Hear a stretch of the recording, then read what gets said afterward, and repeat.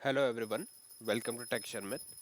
आज के सेशन में हम HTML से रिलेटेड एक और टॉपिक कवर करेंगे, जिसमें हम देखेंगे कि कैसे हम कुछ और स्टाइल एट्रीब्यूट्स की प्रॉपर्टीज को यूज कर सकते हैं। ठीक है। इससे पहले वाले सेशन में भी हमने स्टाइल एट्रीब्यूट्स की कुछ प्रॉपर्टीज कवर करी थी। इस सेशन में भी हम उसी के कंटिन्यूशन में और प्रॉपर्टीज देखेंगे कि कौन सी डिफरेंट डिफरेंट की टाइप की प्रॉपर्टीज है हमारे पास, जिनको हम अप्लाई कर सकते हैं अपने टेक्स्ट पे किसी भी एलिमेंट के थ्रू। ठीक है। तो उस चीज को एक्सप्लेन करने के लिए अपन कोड लिखेंगे स्क्रैच से और समझेंगे कि कैसे डिफरेंट डिफरेंट टाइप की जो हमारी प्रॉपर्टीज है वो वर्क करती है। ठीक है। तो पहला जो हम टॉपिक देखने जा रहे हैं वो है टेक्स्ट अलाइन। ठीक है। तो टेक्स्ट अलाइन क्या होता है, कैसे इसको यूज किया जा सकता है, ये सारी चीज देखेंगे। बट उससे पहले मैं आपको डिफॉल्ट कोड दिखा देता हूँ कि अभी अपना कोड क्या है। अभी सिंपल सिंटेक्स है, यहाँ पे मैंने कुछ कमेंट डाला हुआ है और बिल्कुल जो नॉर्मल बेसिक स्ट्रक्चर होता है किसी भी HTML प्रोग्राम का, वो यहाँ पे शो हो रहा है आपको, जिसमें एक हेडिंग शो हो रही है HTML बाय टेक्सचर मेथ, और यहाँ पे एक मैंने पैराग्राफ बना के उसमें बस एक टेक्स्ट डाला हुआ है, welcome to the texture math podcast. अब इस चीज़ को सेव करेंगे और टैब पे मैं अगर आपको इसको रिफ्रेश करके दिखाऊं तो अभी कुछ इस तरह से हमारे को ये शो हो रहा है। ठीक है। अभी तक हमने कोई भी इस पे प्रॉपर्टी अप्लाई नहीं की है, तो विदाउट प्रॉपर्टीज ये कुछ ऐसा दिखेगा आपको, normal text, welcome to the texture with podcast. अब हम देखते हैं कि टेक्स्ट अलाइन क्या होता है। ठीक है।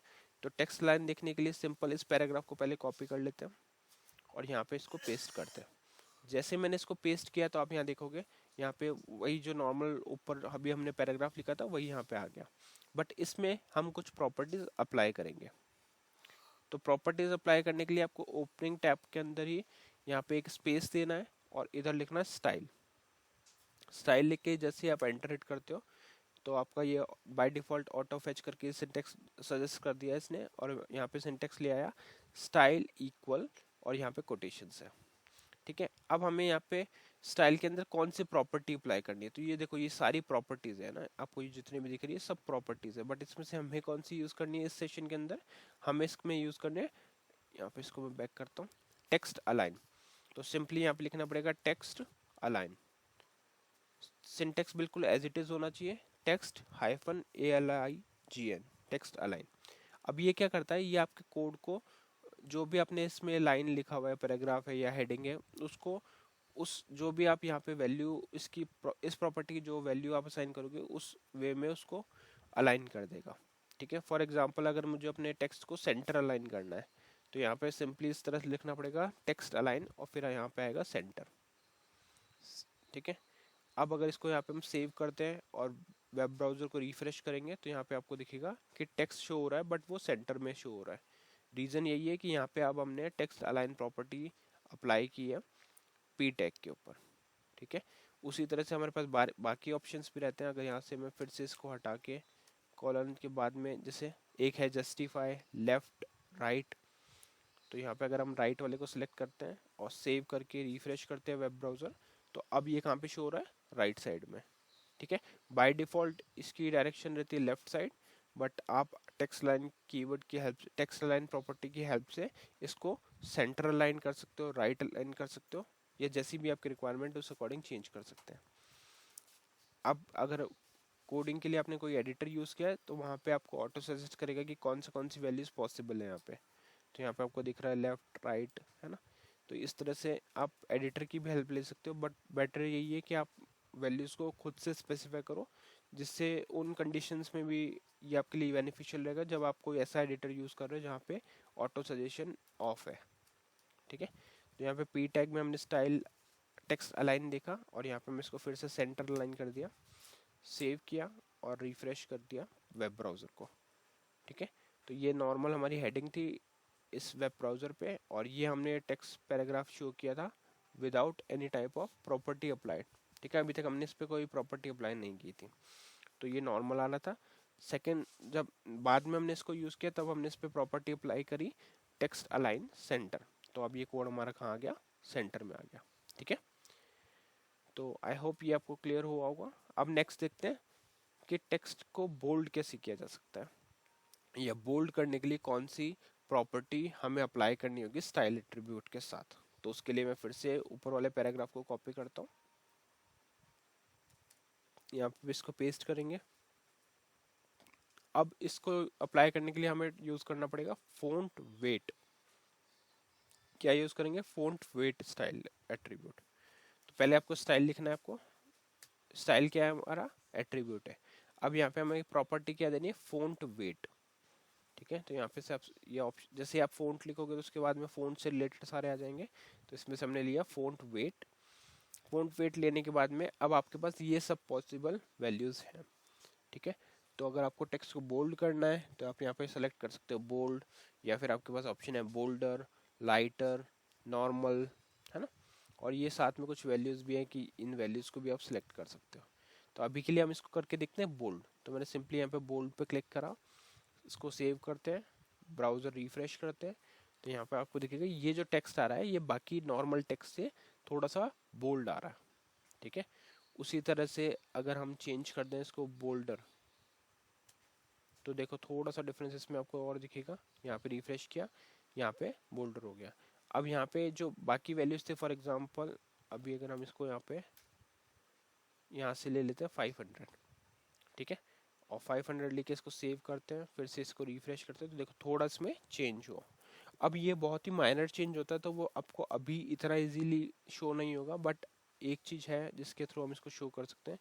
जैसे मैंने यहाँ पे इसको लाइटर सेलेक्ट किया, रिफ्रेश किया पेज को, और इसी को अब हम कुछ टाइम कॉपी कर लेते हैं जस्ट आपको शो करने के लिए।